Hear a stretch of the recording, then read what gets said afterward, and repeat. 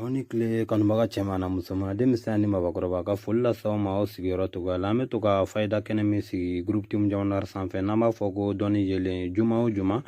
bon amino faida kene de sigina kadi mogo me ka joti anga whatsapp numéro ka 77 01 06 35 na kadi mogo me ka doni nun télécharger abe le groupe youtube kana kadi mogo me ka abonné anga groupe sanfe abe siriking jamanarta abseka abonné kan otmanani karamogo minu men nyogona we karamogo mahamudu sise kase karamogo musa ginoma kase karamogo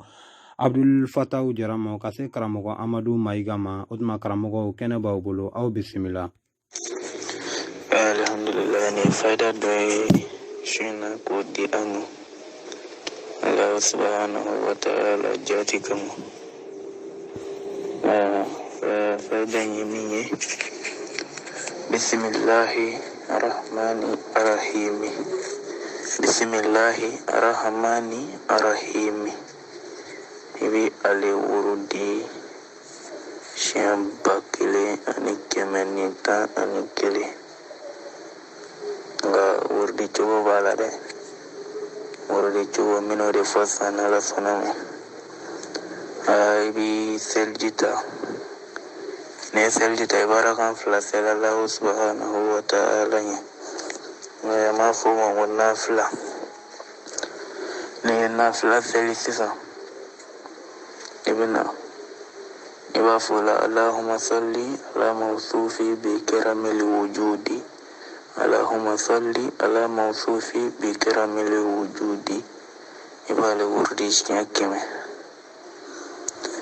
Ni ale wurdi shiyan keme ibi fatiha ibi bismillahirrahmanirrahim fana wurdi shiyan keme ni iba ke ni Allahumma salli ala mawsufi bi karamil wujudi kilenga ibi bismillahirrahmanirrahim shiyan kilenga ga tuwala keme de duwa fagata dafa bakili ani keme ni tani kelena ga chala fe ali grafika bovandoy ani doni abi grafike yirwado et puis abi doni ko nokoya ko assalamu alaikum warahmatullahi ni woni am sila fo ni doni ndai o fana bismillahir rahmanir rahim shekemen biduru igana tomo gane iba ke felwati duru be ko fe ni fari feliwa kemen biduru ko fe ni selfana seliba kemen biduru gani lazara seliba kemen biduru gani fijiri seliba kemen biduru gani sabu seliba kemen biduru ge wala selwa di duru ngoso ga ibaga kemen biduru ne bismillahirrahmanirrahim kemen biduru ala kachala fe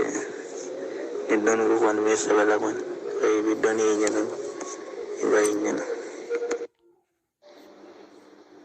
bismillahirrahmanirrahim فالله خير حفظا وهو أرحم الراحمين فالله خير حفظا وهو أرحم الراحمين كما استبع أن التنسبة ولا يعوده حفظهما وهو العلي العظيم ولا يعوده حفظهما وهو العلي العظيم وفنا كما استبع أن التنسبة واتو واتي إنك إبي سخنو إبي فيازو واتي بي إبي سراكي problem كيتو سر program photo shop inshallah ni bira baraka watu bala bi shukran wa ibi bayazi wa bakale fallahu khairun hifzan wa huwa arhamur rahimin kama saba anatani saba wala yauduhu hifzuhuma wa huwa al-aliyyul azim fana kama saba anatani saba Allah ala baraka dala laka anta ma hadisi sa أعوذ بالله من الشيطان الرجيم بسم الله الرحمن الرحيم اللهم صل على سيدنا محمد وعلى آله وصحبه وسلم تسليما أقول لك لك فأمد واقع مثل هذا الوجه فاسدي والله عندنا يتعلق بنا نبي سوما يأتي بلا يا مبو كرمو dun baga chama bena orola kadame ala musadun kase hujuma jigi wote sonka doni dish amanye ako aya yɛrɛ kanu ala kama aya ɲɔgɔn kanu ala kama aya ɲɔgɔn hɛrɛ kanu an ko an bɛ dɔɔni nin di ala ni a kira kama fana o tɛ sɔn ka di haramu ko tɛ ko nin don fila e y'a dɔn di a barika ka dɔgɔ o misaya surumani b'a dɔn karamɔgɔ caman bɛ a datugu fana dɔn o don fila fana duguma kalanlen ninnu o tɛ kalan kɛ inshallahu a fɔra kun dɔ le kama o kama la an ma sɔn ka bɔ joona ko i bɛ mɔgɔ dɛmɛ fana e yɛrɛ dalen bɛ min na siga tɛ min na barika bɛ min na i kan k'a tigi dɛmɛ yen nɔ inshallah o tɛmɛna an tɛ kuma janya an bɛ yiri le di sigitigɛta garisɛgɛ ta nin fana adamaden ka teli an yɛrɛ ka teli cogo min na sisan yiri fana a ka di i bɛ se ka bɔ wala kɔnɔ a ka di i bɛ taa san sugu la e y'a ko yanni semaine natɔ i bɛ se ka jaabili dɔ di groupe la inshallah o tɛmɛna an bɛ yiri mun di siritigɛ fan fɛ o don na an da sera dɔ ma an da ma se dɔ ma nin fana a damata le don e bɛ sajɛ lili a kuraburu a ŋɛmɛ i bɛ tila ka tiriki lili a kuraburu a ŋɛmɛ a kɔra i b'o fara ɲɔgɔn kan i bɛna tobi a tigi b'a ko su kelen siɲɛ 7 a bɛ se ka ko fɛnɛ ɛrɛ siɲɛ kelen siɲɛ 7 yanni semaine natɔ a bɛna ala jɔyɔrɔ ye o tɛmɛna a bɛna mun di garisɛgɛ fan fɛ a tigi ka taa siranijɛ kuru 3 san cɛ le don muso le don kuru 4 a lili kuru 3 a wemi a fara o ye kuru 3 inshallah a ka tila ka na dumalen furaburu kuru 3 san a ka taa ndabanbile furaburu kuru 3 san tila ka wemi fana fara gababule ta a kana bila daga la a b'a tobi jini a b'a sɛnsɛn ka bila biton ubiyɛn 4 litiri ubiyɛn suyo 5 litiri ɲɔgɔn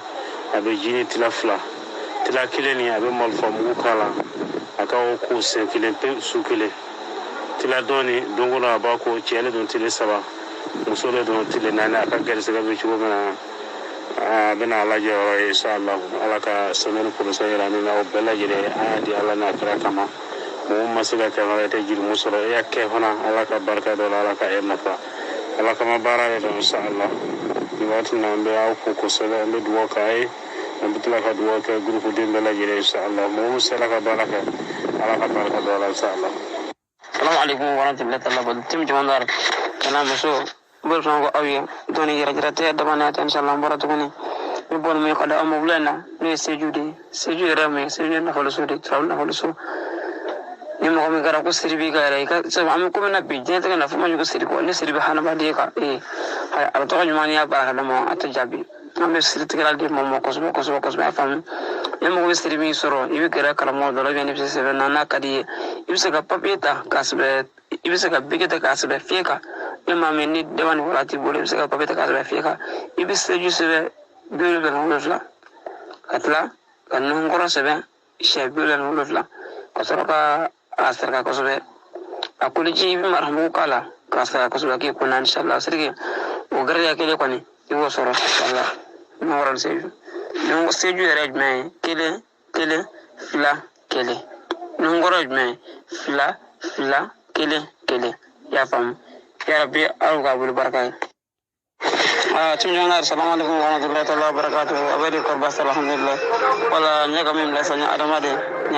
problem na fusu na gata so ibe dinyi ni dugu jara ngi bu ka dafa ibe dinyi ni ibsro adamachi ibolo kono ki hamida kusuba ka sarati iga gata ko hami ka tara din nem ay nasribe bu ko tle be ba min drum fo do tle be ma min drum inshallah assalamu alaikum منها فائدة جديدة إن شاء الله أبي على مدى فن شامنا أبي على مدى تاغا أبي موكي فن شامنا أبي كارسكا فنفوني قصبة الشيء لابدو بايا أبي كلو وات نكاد سكا بارك هذا سنة أبي ناجو غيره فلا فالله خير حفظا وهو أرحم الراحمين كما سبق أن التاني سبق ولا يؤوده حفظهما وهو العلي العظيم وفنا كما سبق أن التاني سبق الحمد لله jiridobi uga fama ko mbalamba do ba fama ko shin mbalamba de ko iba letiga iba atiga alam sa bien fait ou bien denen bien fait ni olu fla do mi zoro alam sa bien denen abiti wala iba atiga ba furugi ni afurugi iba dakile la najala ibto ga wushu sawono acha la fi abi grafe ga fon ko sebe wa ni ya wushu kena me ko wari beri bi bo kena man ya wushu sawono acha la fi ibsegi ga war mara ni fana handa bi wa foma ko mortaba tigen marwa taba tigen iba ka dukulona wa furugi billahi kala ko iba ka kulona ka furugi alhamdulillah ni pula dimi mena yusale wushu wakati sa pula dimi ko sebe okay ka me follow jamnar mo mi sega afongo mi reftaji ka tegi faida folenga kwa kadaga ya fachu min andara ni baba famo chubala wa balamba ni alebo iba bo ni alam sa sere ba bola o ni dena sere ba bola ni bola sai ba furu ka dakle na jara wala iba sogoma ibi do wushu kasra bo ka dafe mame ani nyako sani ga bo inyako le ngasa sani ga bo ba wushu ni a wushu isra bo ka ta dugo no ka chala fe abi gara fe na sallallahu alaihi Otmana karamogo alaga nafani doni bargay ay doni mindi alaga kan nafala mogom mega emission la sama we Sidiki Coulibaly ni beko ma Sidiki do yere ko Jaman Noir otma akambe juma wore